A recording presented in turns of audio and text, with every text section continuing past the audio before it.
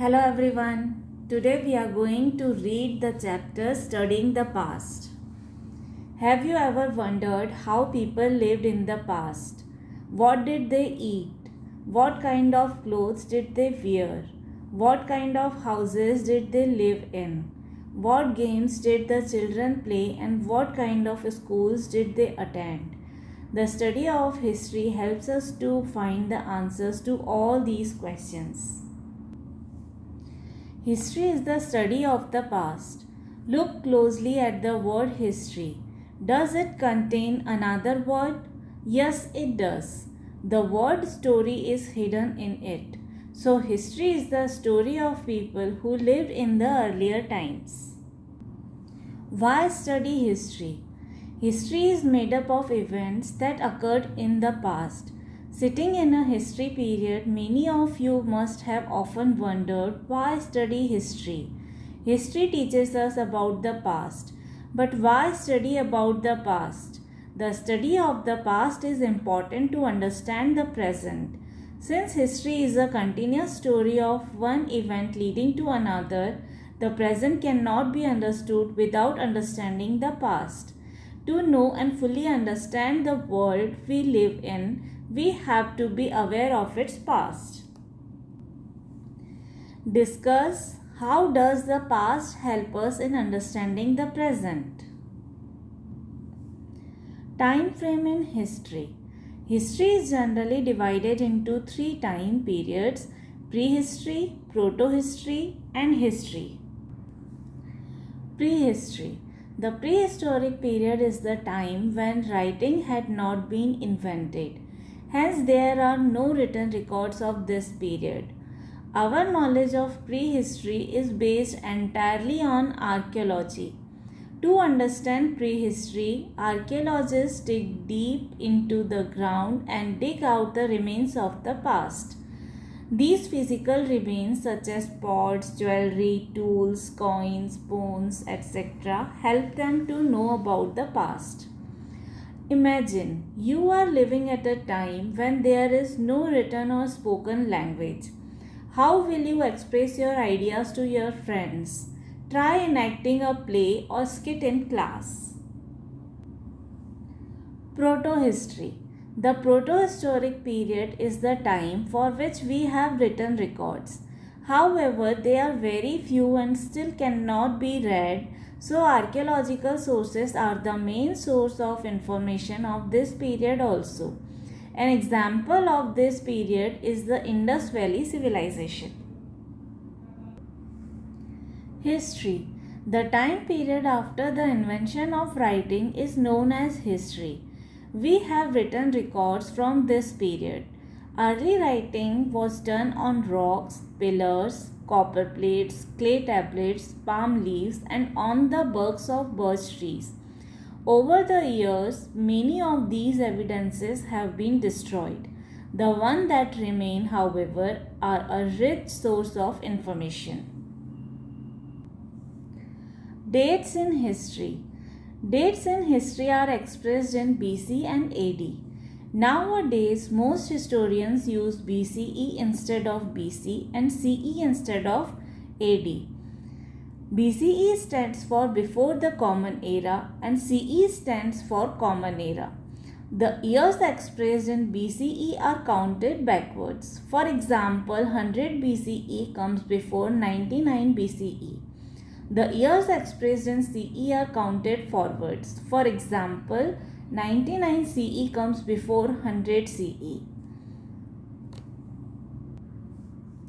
If you want to find out the time period between two dates in BCE or CE, subtract the smaller date from the bigger one. For example, 500 BCE to 200 BCE means a period of 300 years. Similarly, 200 CE to 500 CE also means a period of 300 years.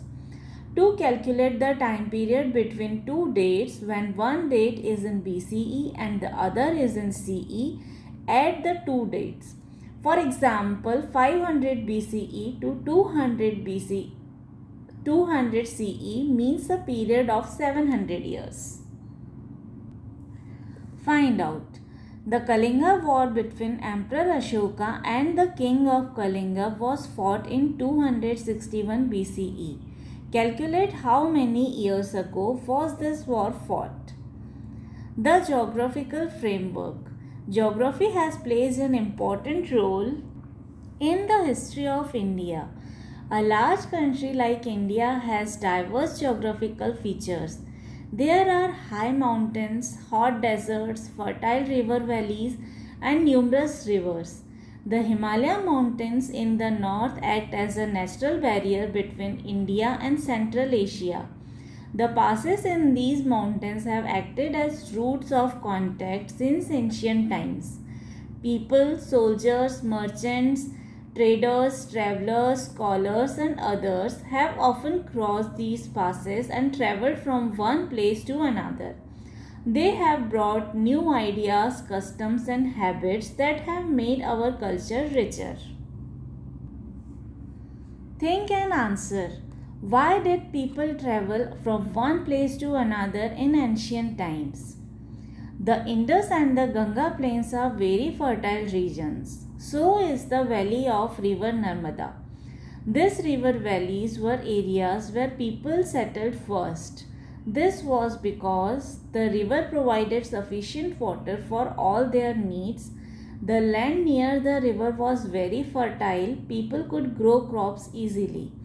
The river served the means of transport. Geography also determines the development seen in a particular area. Places with unfavorable environment are sparsely populated. The culture that develops there is not much affected by external influences. On the other hand, areas where the environment is favorable are densely populated. Sources of history.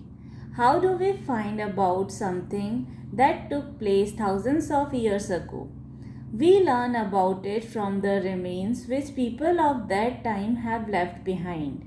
Archaeologists and historians study these remains and tells us what might have happened in the past. The work of an archaeologist and a historian is similar to that of a detective. Just as a detective solves a mystery with the help of clues, archaeologists and historians solve the mystery of the past with the help of historical clues. They look at clues such as a piece of writing, a wall painting, or even some broken pots. From these, they slowly put together the history of the period.